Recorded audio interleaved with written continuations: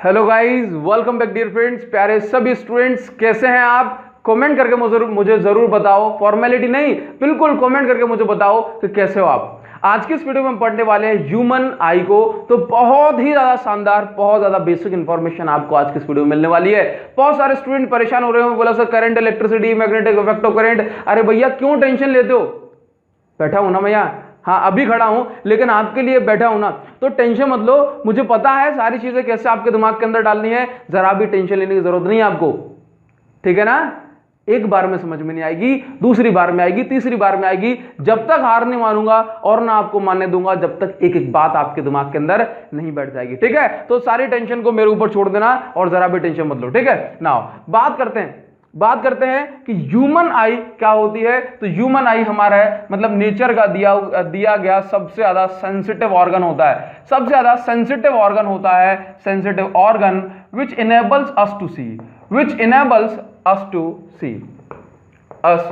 To see this wonderful world, है ना। मतलब ह्यूमन आई हमारा सबसे ज्यादा सेंसिटिव ऑर्गन है जो कि हमें इस दुनिया को देखने की शक्ति देता है। देखो, अगर मैं आपसे बोलूं कि ह्यूमन आई का जो डायग्राम है, बेसिक स्ट्रक्चर है, वो किस तरह का है, तो ये हमने बनाई हुई है आई बॉल। ये क्या है? हमारी आई बॉल। अब इस सारी चीजों को सुनने से पहले, समझने से पहले, बस आपको अपनी आंख को ध्यान में देना है या फिर सामने वाले की आंख को ध्यान में रखना है, लेकिन आपको सारी चीजों को इमेजिन करना, एक बार सोचना जरूर है, ठीक है। तो ये क्या है भाई? Eye ball. आई बॉल का मतलब पूरी हमारी जो आंख है उसको हमने आई बॉल बोला है। इस आई बॉल का आगे से लेके पीछे तक का जो डायमीटर होता है, अगर हम इसको गोल कंसीडर करते हैं, ऑलमोस्ट गोल है, ये ऑलमोस्ट स्फेरिकल है, तो भाई इसका जो डायमीटर है वो है आपका 2.3 सेंटीमीटर से लेकर के 2.5 सेंटीमीटर तक होता है।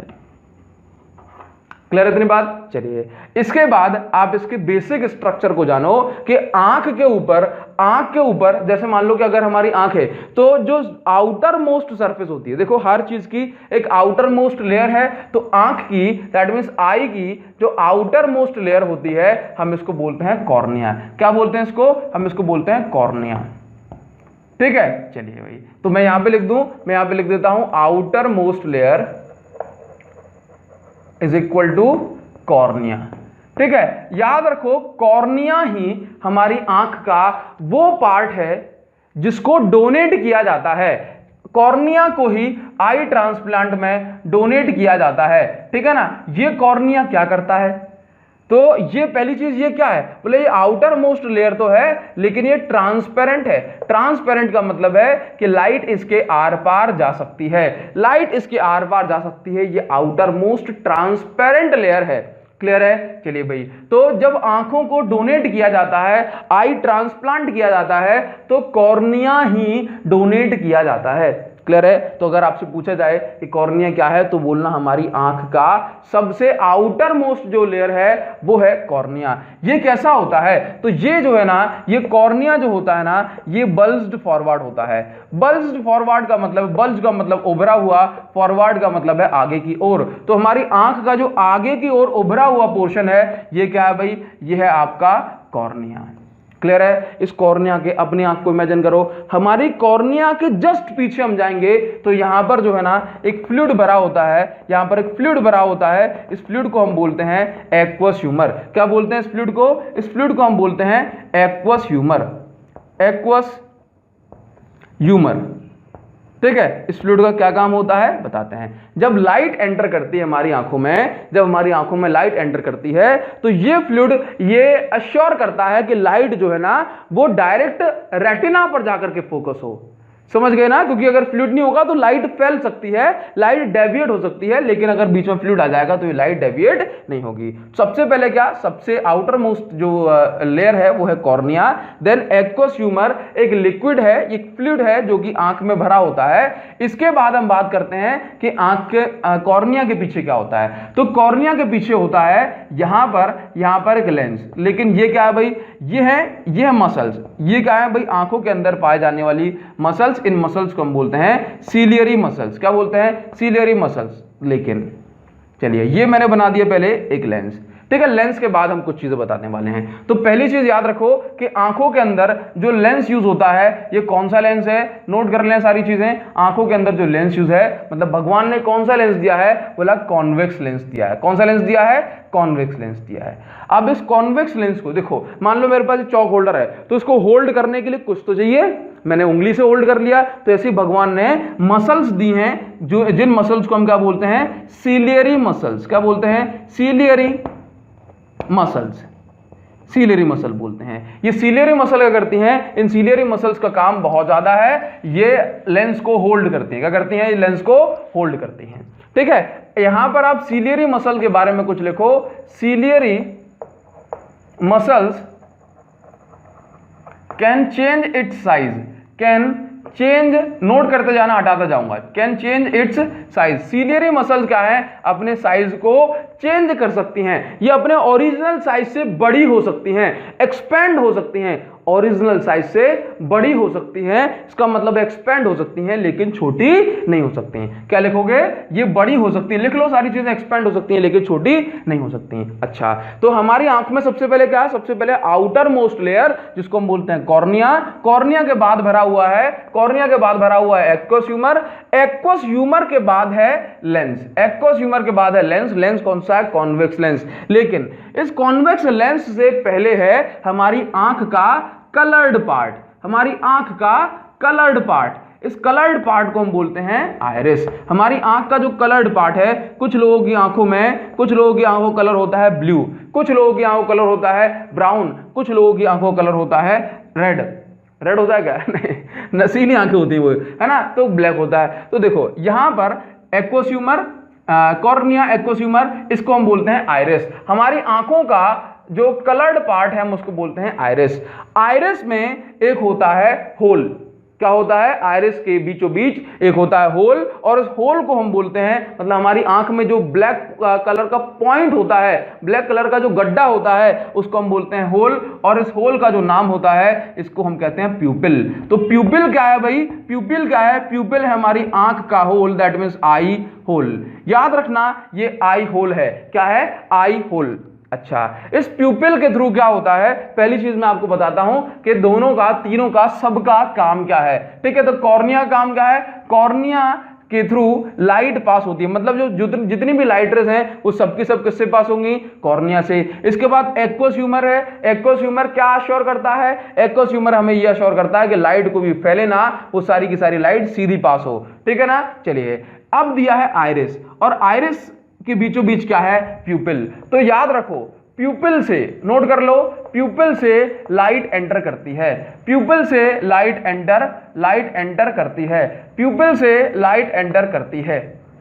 ठीक है, तो लाइट की एंट्री के लिए कौन रिस्पॉन्सिबल, प्यूपिल। अब ये बताओ कि प्यूपिल से कितनी लाइट एंटर करेगी, ये किस पे डिपेंड करेगा, ये डिपेंड करेगा आइरिस पे। किस पे डिपेंड करे, समझाते हैं, टेंशन मत लो। ये डिपेंड करेगा, हमारी आंखों का कलर्ड पोर्शन है आइरिस पर। तो क्या बोलोगे, iris is responsible, iris is responsible for maintaining size of pupil, for maintaining size of pupil, and also responsible, and also, note करो सारी चीजें, and also responsible for controlling amount of light entering to the eyes, amount of light entering to eyes, amount of light entering eyes.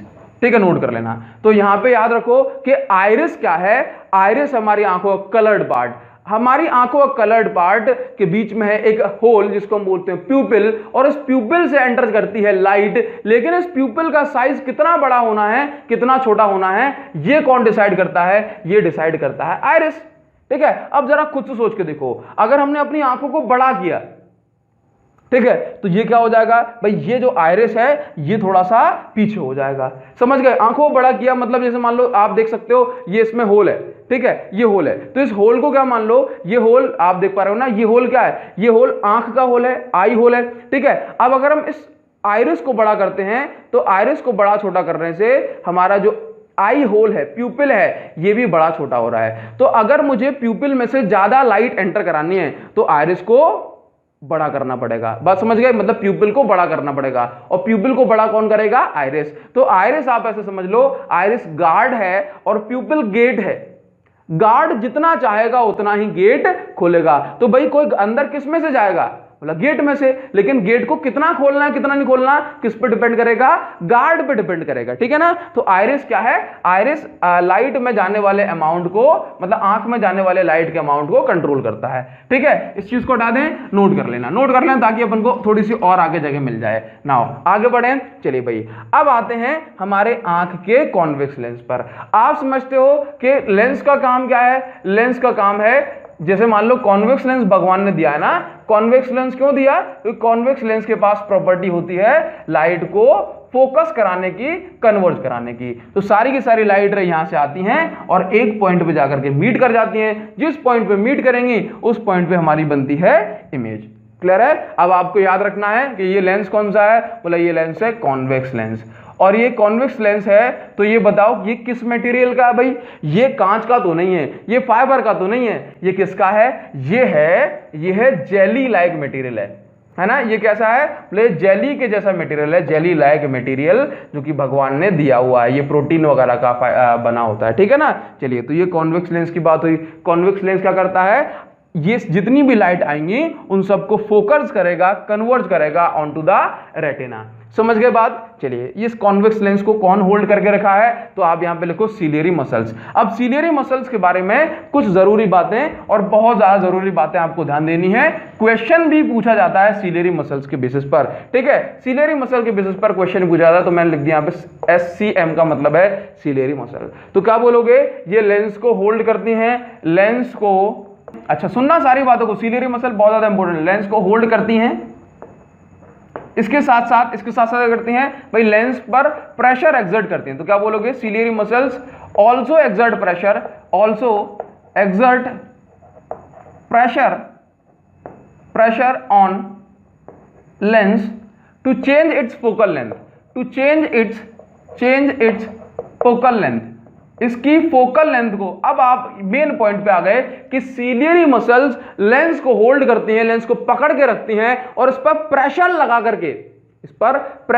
करके इसको जो है ना मोटा या पतला करती हैं। दैट मींस लेंस को की फोकल लेंथ को चेंज कर सकती है। नहीं आया समझ में? देखो मैंने कहा कि ये रही मेरे पास सिलियरी मसल। इस सिलियरी मसल्स को नेचर ने, भगवान ने ऐसी ताकत दी है कि ये जो है ना अपने साइज को चेंज कर सकती हैं, ठीक है। जब ये अपने साइज को चेंज करती हैं, ये सिलियरी मसल अपने साइज को इस तरह चेंज करेंगी, जैसे मान लो ये अभी इस तरह से हैं। अब अगर ये अपने साइज को चेंज करती हैं, दैट मींस ये बड़ा करती हैं, तो जब ये सिलियरी मसल बड़ी होंगी तो क्या हो जाएगा? लेंस दब जाएगा, कंप्रेस होगा। दैट मींस ये लेंस पतले से दबेगा तो फिर मोटा हो जाएगा, ठीक है। तो सिलियरी मसल की एक और प्रॉपर्टी लिखो, क्या बोलोगे? सिलियरी मसल्स कैन चेंज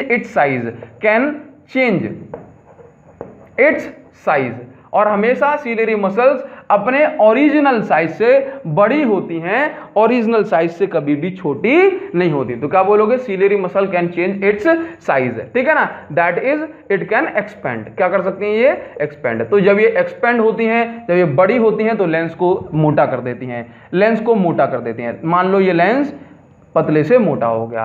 अब लेंस के मोटा हो जाने से क्या होता है? याद रखना, लेंस के थिक हो जाने से लेंस की फोकल लेंथ चेंज हो जाती है। क्या हो जाती है? लेंस की फोकल लेंथ चेंज हो जाती है। बोला सर नहीं समझ में आया। तो देखो मैंने कहा मेरे पास अभी ये एक लेंस है, ठीक है। अब अच्छा एक बात बताओ कि कोई भी लाइट इतने पतले से ब्लॉक से पास होती है यहां से, ठीक है, और एक लाइट पास होती है इतने मोटे ब्लॉक से।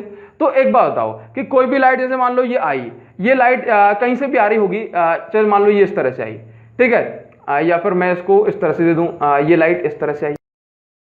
तो मान लो मैंने आपको ऐसा बोला कि लाइट कुछ इस तरह से आ रही है। तो अच्छा एक बात बताओ कि लाइट जब इस पतले से उसको क्रॉस करेगी, पतले से इसको पास करेगी, तो ये कम डेविएट होगी, ठीक है ना। लेकिन जब लाइट इस मोटे वाले ब्लॉक को, इस मोटे ग्लास के ब्लॉक को क्रॉस करेगी, पास करेगी, तो ये ज्यादा डेविएट हो जाएगी ना, क्योंकि इसके अंदर इसकी स्पीड ज्यादा कम हो जाएगी। तो बस इतनी सी बात है कि अगर किसी लेंस से, एक पतले लेंस से, थिन लेंस से अगर लाइट पास होती है तो ये थिन लेंस थिन लेंस इसकी स्पीड को कम मतलब थोड़ा सा कम चेंज कर पाता है, तो लाइट मान लो कि यहां से आई और यहां पे मीट कर गई, यहां मीट कर गई।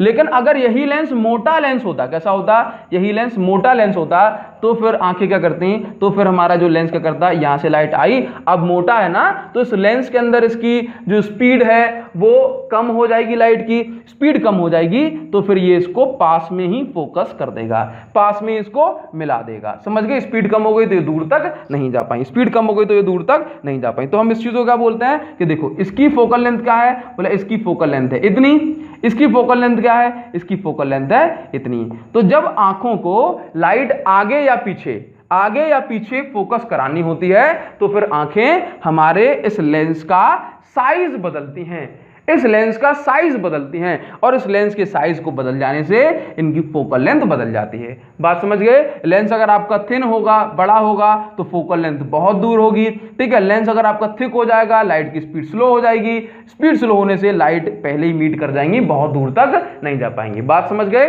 तो देखो अगर हमारी इमेज यहां पे इस रेटिना के पीछे बन रही होती है, इस रेटिना के पीछे बन रही होती है, तो इसका मतलब है कि लाइट की स्पीड को थोड़ा सा कम करना पड़ेगा, है ना। लाइट को हमें पीछे बन रही है तो इसको पहले मिलाना पड़ेगा। पहले कैसे मिलाया जाएगा कि आंखें देखो, ये देखो दूर मिल रही थी, पीछे मिल रही थी, आंखें क्या करेंगी, इस लेंस को मोटा बना देंगी, इस तरह से ताकत लगाएंगी, जिसके कारण से लेंस मोटा हो जाएगा, है ना। मतलब इसका जो रेडियस ऑफ कर्वेचर है, देखो इसकी रेडियस ऑफ कर्वेचर क्या हो जाएगी, रेडियस ऑफ कर्वेचर इसकी छोटी हो जाएगी, फोकल लेंथ इसकी छोटी हो जाएगी, जिसके कारण से ये पीछे की जगह ये लाइट आगे ही मीट कर जाएगी। तो याद रखो सीलियरी मसल का मेन काम होता है लेंस की फोकल लेंथ को चेंज करना।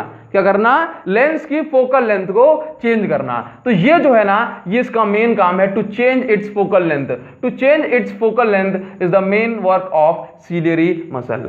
अब लेंस की फोकल लेंथ को चेंज करने से क्या होता है भाई, जैसे मान लो हमें कोई भी चीज, जैसे मान लो कि मैंने कहा कि मेरे पास ये एनसीईआरटी की बुक है, अब जो है ना ये बहुत दूर रखी हुई है, मुझे कुछ दिखाई नहीं दे रहा, तो मैं क्या करूंगा, मैं अपनी आंखों के साइज को एडजस्ट करूंगा, मैं बड़ी कर लूंगा, छोटी कर लूंगा, ऐसे कर लूंगा, ऐसे कर लूंगा। तो जब मैं अपनी आंखों को बड़ा कर रहा हूं, छोटा कर रहा हूं, ठीक है ना, तो मैं क्या कर रहा हूं कि अपनी सीलियरी मसल के यूज से इस लेंस के जो फोकल लेंथ को चेंज करने की कोशिश कर रहा हूं। तो जब हम लेंस की फोकल लेंथ चेंज करने की कोशिश करते हैं, तो हम इसको बोलते हैं पावर ऑफ एकोमोडेशन। क्या बोलते हैं भाई, पावर ऑफ एकोमोडेशन। तो नोट पॉइंट करके लिखो, पावर ऑफ एकोमोडेशन क्या होता है, ठीक है ना। तो पावर ऑफ एकोमोडेशन का मतलब है हमारी आंख की वो ताकत, वो प्रॉपर्टी जिसकी हेल्प से हम आंख के फोकल लेंथ को चेंज कर सकते हैं। तो पावर ऑफ एकोमोडेशन का मतलब क्या, capability of eye to change its focal length, ठीक है ना। Capability of eye to change its focal length is called power of accommodation. लिख लो, यहां पे नोट कर लो, हमारी आंख की वो प्रॉपर्टी, या फिर मैं बोलूं कि capability of eye to change its focal length is called power of accommodation. अब मान लो मैंने कहा पावर ऑफ एकोमोडेशन का मतलब क्या, कि फोकल लेंथ को चेंज करने की जो ताकत है, वो जो शक्ति है, उसको बोलते हैं पावर ऑफ एकोमोडेशन, ठीक है ना। अगर फोकल लेंथ को कम ज्यादा कर सकते हैं, तो हम अपनी आंख पे, जैसे मान लो अब मैंने इसको पढ़ा, मुझे धुंधला दिखाई दे रहा है, तो मैं ऐसे पढ़ के देखूंगा। कई बार आपने एग्जाम में चीटिंग मारी होगी, आपने ऐसे आगे करके ऐसे बड़ा आंख करके देखा होगा। तो इसका मतलब क्या, कि अपनी आंख की लेंस की फोकल लेंथ को चेंज करने की कोशिश कर रहे हो। किससे कर रहे हो, तो ये हम कर रहे हैं सीलियरी मसल की हेल्प से। जब हम बूढ़े हो जाते हैं, ओल्ड एज में पावर ऑफ एकोमोडेशन कम हो जाती है। क्या, पीओसी, पावर ऑफ एकोमोडेशन कम हो जाती है।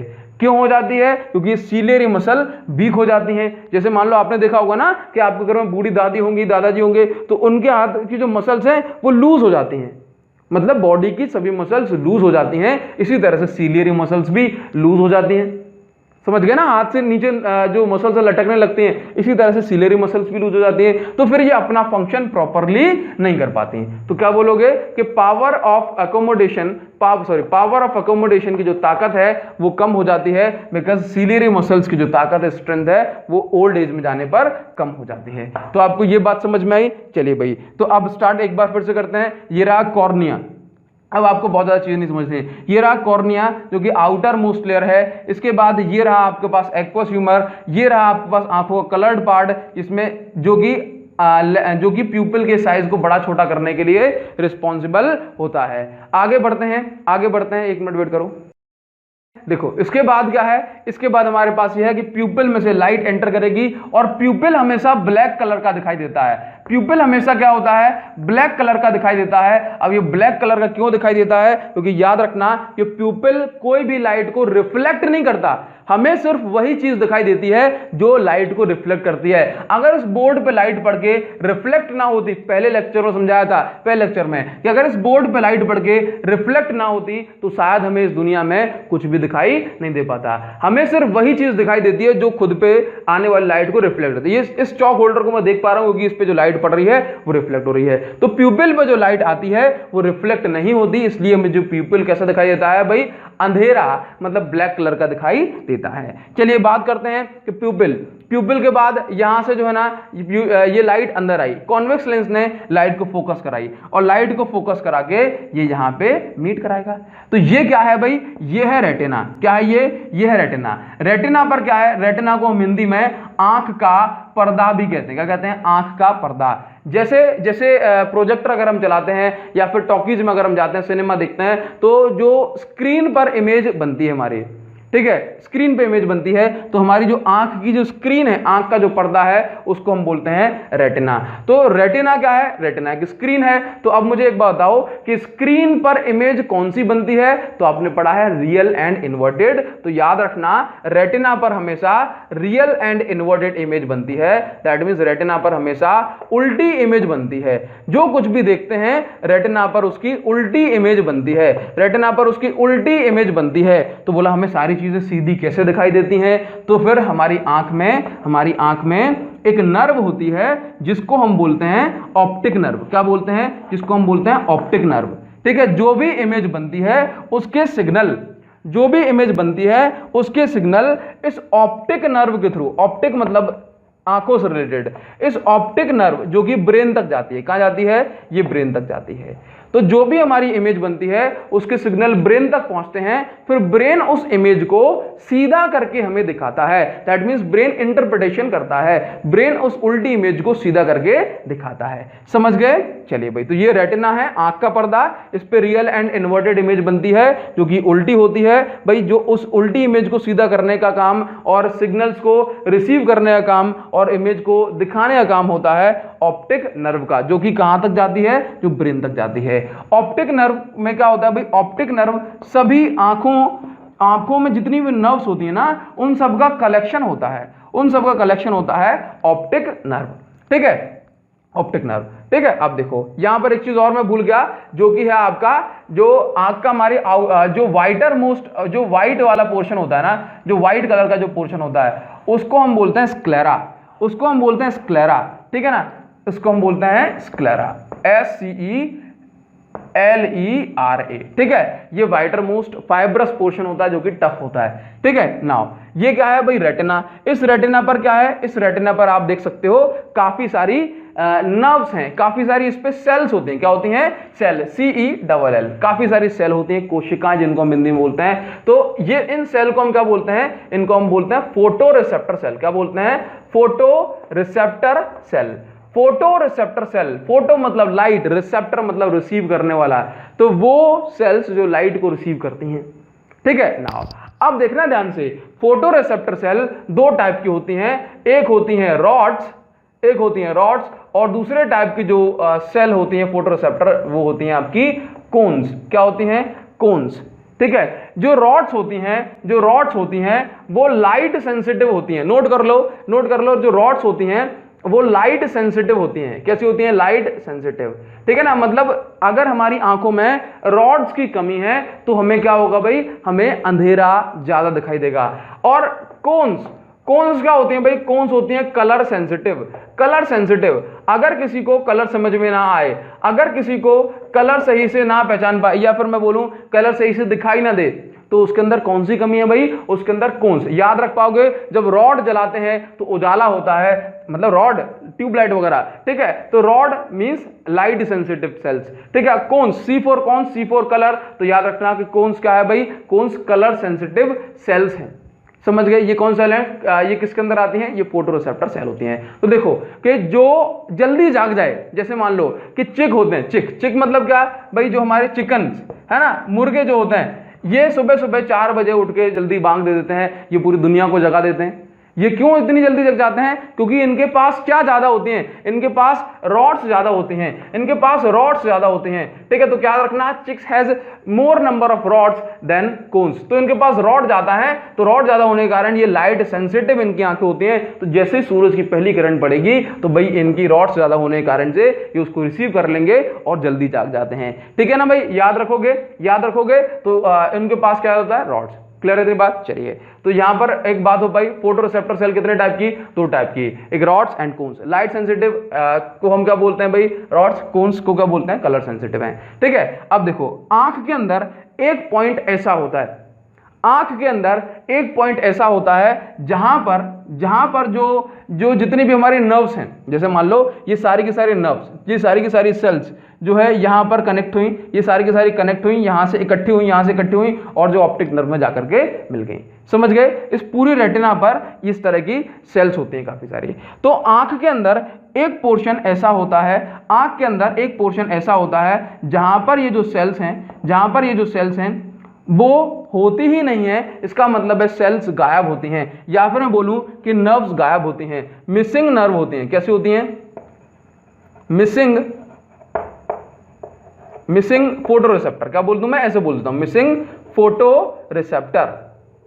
ठीक है, आंख के अंदर एक पॉइंट ऐसा होता है कि जहां पर फोटो रिसेप्टर, जहां पर नर्व्स होती नहीं है, और जहां पर नर्व्स नहीं है, फोटो रिसेप्टर नहीं है, तो फिर वहां पर हमें कैसे दिखाई देगा? तो याद रखना, रेटिना पर एक पॉइंट ऐसा होता है जहां पर फोटो रिसेप्टर सबसे कम होती हैं या फिर मिसिंग होती हैं। और अगर बाई चांस इमेज हमारी इस पॉइंट पे बन जाए तो हमें कुछ भी दिखाई नहीं देगा, तो हम इस पॉइंट को बोलते हैं कि ये क्या है भाई, ये है ब्लाइंड स्पॉट। क्या है ये है ब्लाइंड स्पॉट। क्या है? Blind spot. अगर हमारे जैसे मान लो आपको कई बार बोला होगा कि भाई आपकी मम्मी ने कहा बोला देखो फ्रीज पे 5 का कॉइन रखा है, उठा लाओ। आप गए और आपने वहां पे देखा और आपको कुछ नहीं दिखाई दिया, बोला मम्मी कुछ नहीं है।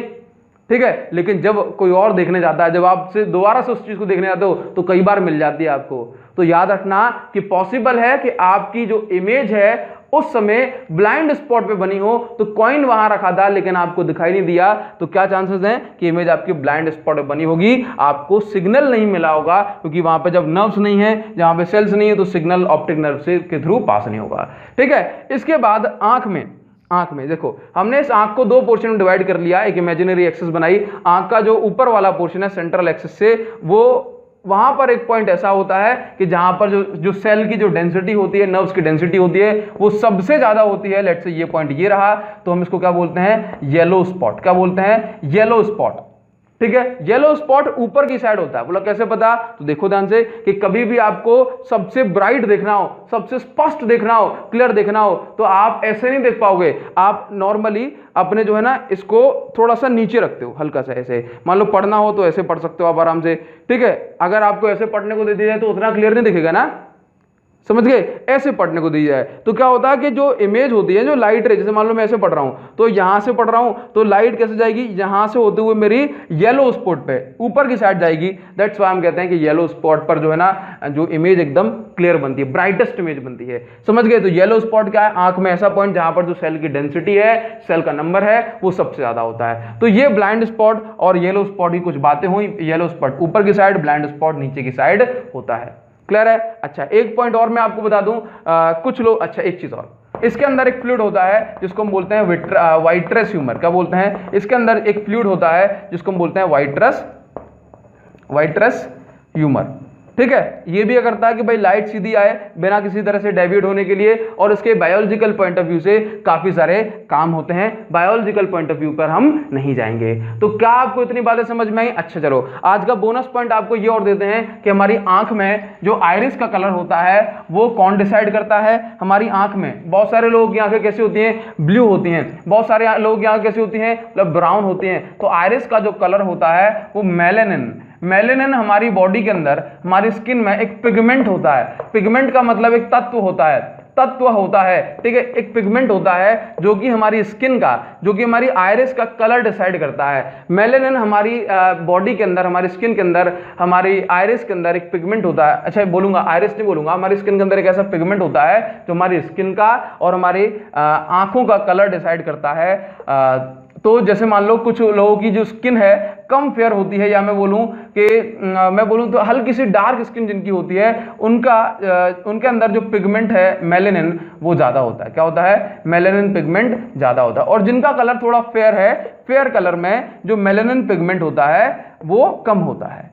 ठीक है, मेलेनिन पिगमेंट कम होता है। तो याद रखना कि भाई जिनकी आंखों का कलर जिनका आयरिस का कलर एकदम ब्लैक है, उनके अंदर जो मेलेनिन पिगमेंट थोड़ा सा ज्यादा है, जबकि जिनका कलर ब्लू कलर है तो आप देखोगे भाई ब्लू कलर की जो आईज हैं मोस्टली उनके अंदर मिलती हैं जिनका कलर थोड़ा सा फेयर है। ठीक है ना, तो ब्लू कलर के वाली आईज में जो मेलेनिन होता है वो कम होता है। ठीक है, ब्राउन कलर की जिनकी आईज होती हैं भाई उनके अंदर मेलेनिन पिगमेंट ब्लू से थोड़ा सा ज्यादा होता है ना, ब्लू से थोड़ा ज्यादा होता है और ब्लैक से थोड़ा सा कम होता है। तो स्किन के कलर के लिए, आयरिस के कलर के लिए कौन सा पिगमेंट रिस्पॉन्सिबल है? मतलब मेलेनिन। क्लियर इतनी बात? तो ये थी कुछ बातें। मैं इसको बहुत बड़ा करना चाह रहा था इस वीडियो को एक्चुअली। मतलब लास्ट ईयर आप देखोगे, लास्ट ईयर की जो वीडियो है वो करीब ह्यूमन आई के ऊपर 1.5 घंटे की है, लेकिन इस बार मैंने थोड़ा सा छोटा किया इसको। आपको ये वीडियो कैसी लगी? आपको समझ में आया या नहीं आया? आप इसको कमेंट करके मुझे जरूर बताएंगे। बिल्कुल, आप मुझे कमेंट करके बताएं कि आपको समझ में आया या नहीं आया, कहां पर आप अटके, कहां पर आप लटके, सारी चीजें मुझे बताएं। और हाँ, एक बार आपने देखा है ना, इसको दूसरी बार और देखना, और फिर देखना कि यही चीजें आपको बहुत बहुत ज्यादा आसान लगेंगी। तो उम्मीद करता हूं कि आपको समझ में आया होगा। कमेंट करके जरूर बताएं। अभिषेक साहू प्रो को आपने सब्सक्राइब कर लिया, मैं जानता हूं, अपने दोस्तों ने सब्सक्राइब करवाएं। अगर पॉसिबल है तो मुझे इस तरह सपोर्ट करें। Thank you so much. Thanks a lot.